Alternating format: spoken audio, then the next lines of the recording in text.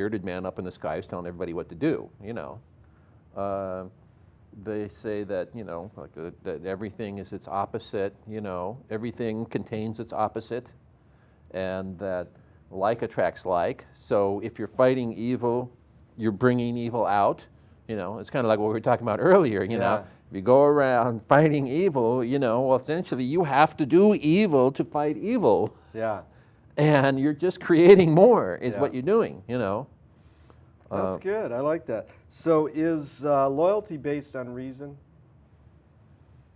No, I think, well, you know, one might say there's a reason of the heart, you know, in that I think the heart tries to make decisions of who to trust and who to love, you know, based on, you know, their relationship. So I think that's both. Good.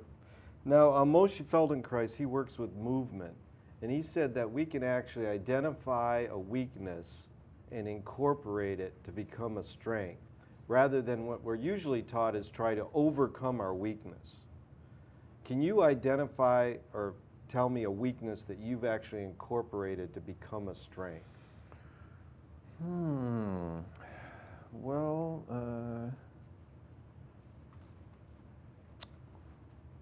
I'm not sure offhand. I mean, I tend to be more shy, so I tend to work behind the scenes more, you know, doing web pages, doing production work.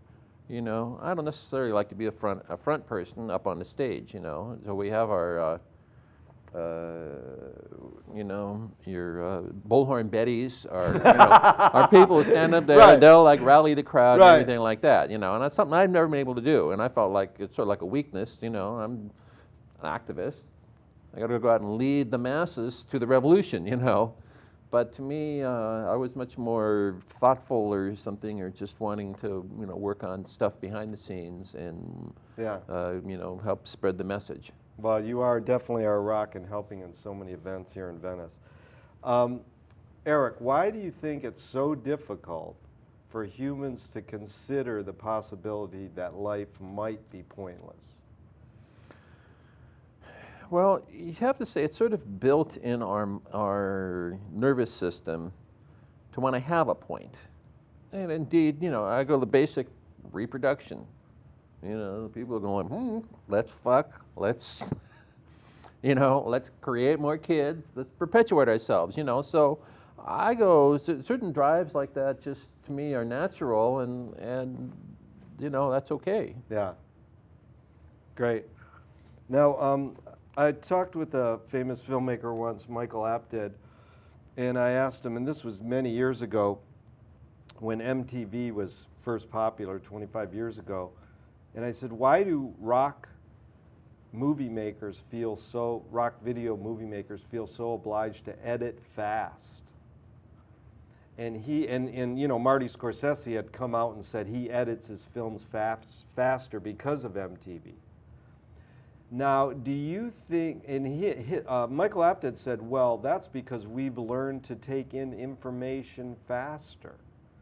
So do you think we've actually learned to take in information faster, or we're brainwashed to believe we are doing that? I'd go with we're brainwashed to believe that because, you know, because a lot of it's just a lot of jump cutting, you know, and the music may be more jump cut, and the presentation, the visual presentation may be more jump cut and jumping around and stuff like that.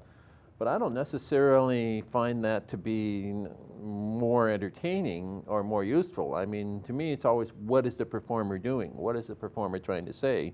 So you got one camera, you know, one person standing there, they're presenting. If they're communicating, you're going to get that, you know. Unfortunately, a lot of music, you know, well, I don't know, unfortunately, but, you know, a lot of music is about dancing, party, and then just, you know, a simple theme to the thing. So they're interested more in just creating a juxtaposition of images, and